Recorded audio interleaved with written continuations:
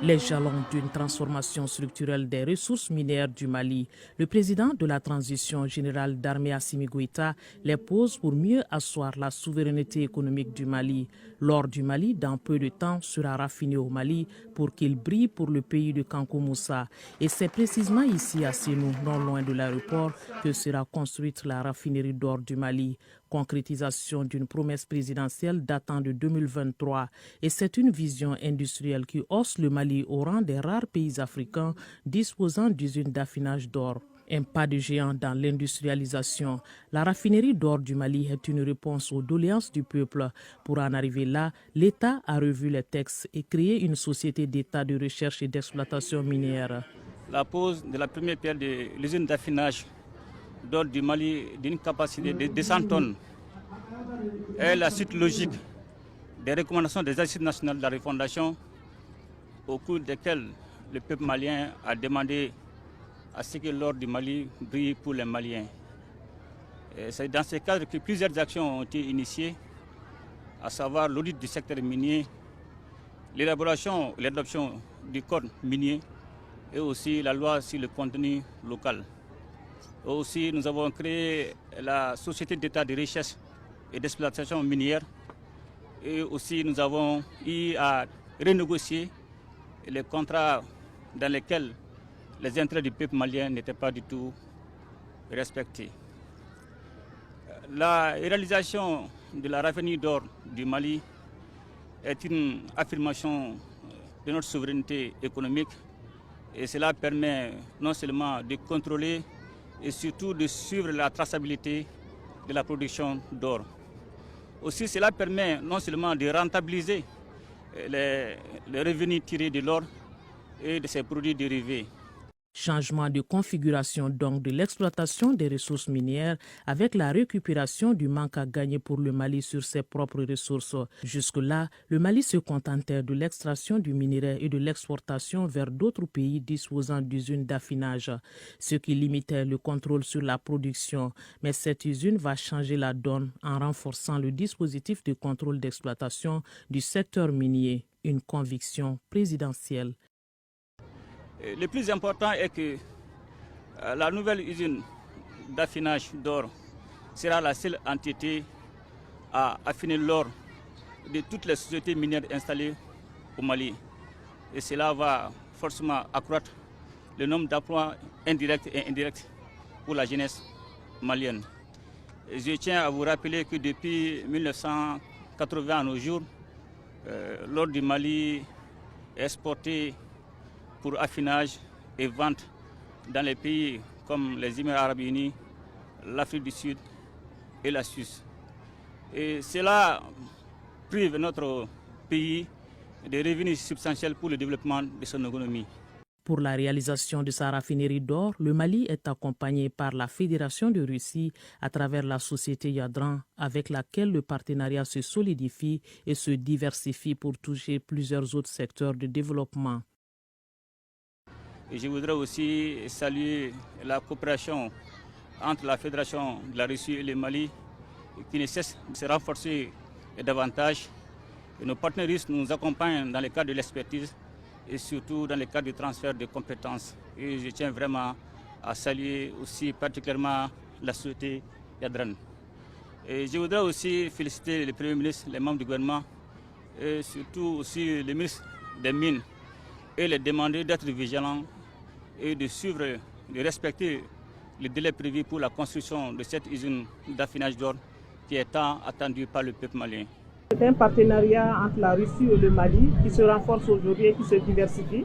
Exactement. En plus du partenariat sur le plan sécuritaire, nous avons maintenant développé d'autres partenariats sur le plan économique. Et lors de notre échange avec le président Vladimir Poutine, il a dit, je cite, que le partenariat sur le plan sécuritaire est déjà verrouillé. Nous devons aller pour le partenariat stratégique sur le plan économique. Et je pense que l'usine d'affinage d'or et d'autres projets qui sont en cours d'élaboration permettront effectivement d'aller vers le développement de notre pays.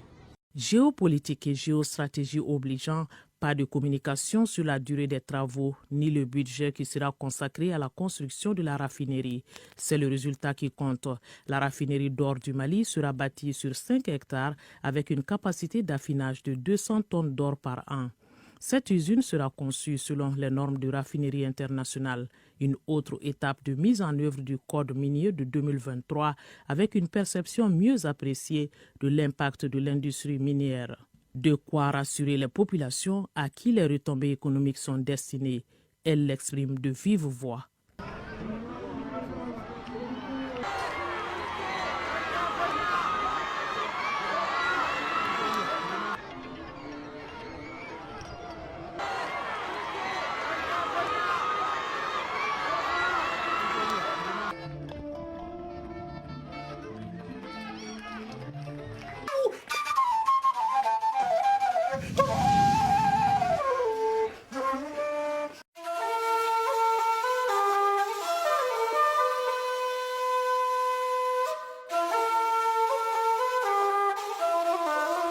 Après l'AES, voilà les JAES ou si vous voulez les Jeux de l'Alliance des États du Sahel.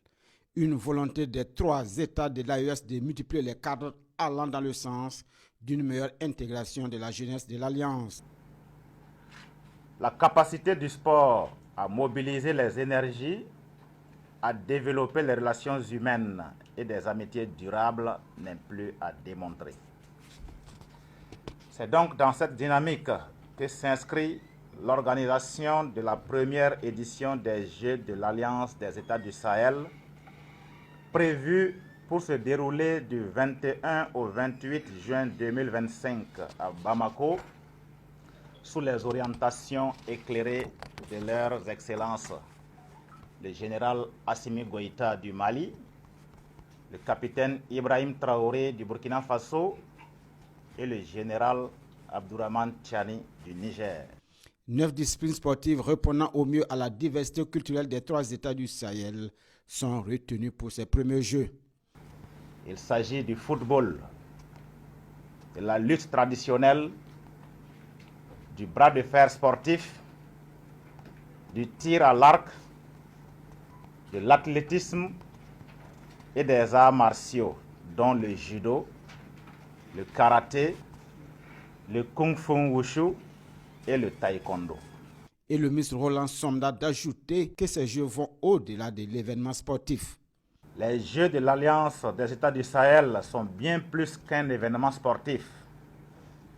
C'est une célébration de l'identité sahélienne, un espace de dialogue entre les peuples et une démonstration de la vitalité de notre jeunesse. Le Burkina ira à ces Jeux avec 91 athlètes et encadreurs dans les 9 disciplines pour une délégation forte de 130 personnes. Le football sera représenté par les U17 en préparation pour la Coupe du Monde U17 au Qatar, prévue pour novembre prochain.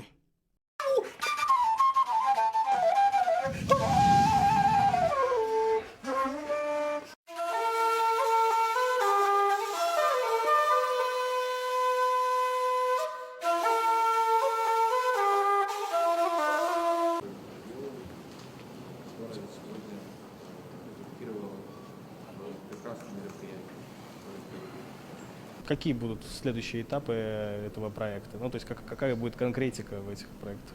Nous sommes été invités par le président de la transition, son Excellence Assimi Goïta, pour lui remercier en fait juste après cette cérémonie de la pose de la première pierre de la raffinerie.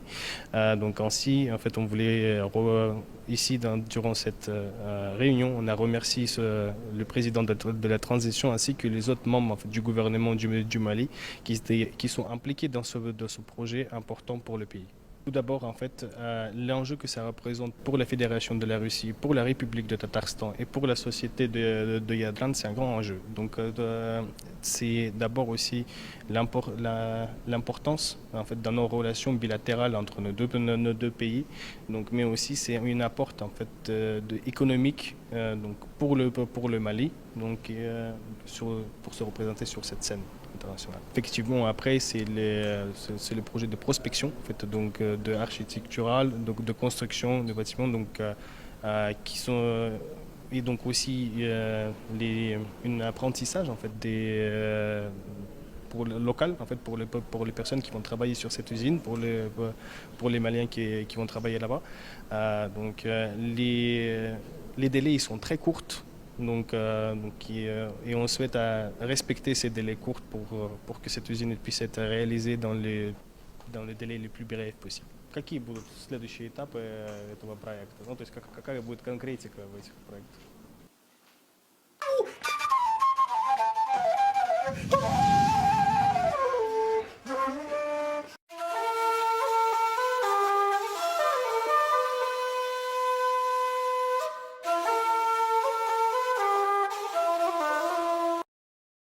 Bobo Dioulasso fera pour nous les semaines à venir. Les travaux de pavage et d'embellissement des artères de la cité de Sia sont ici lancés par le président de la délégation spéciale de la commune de Bobo Dioulasso.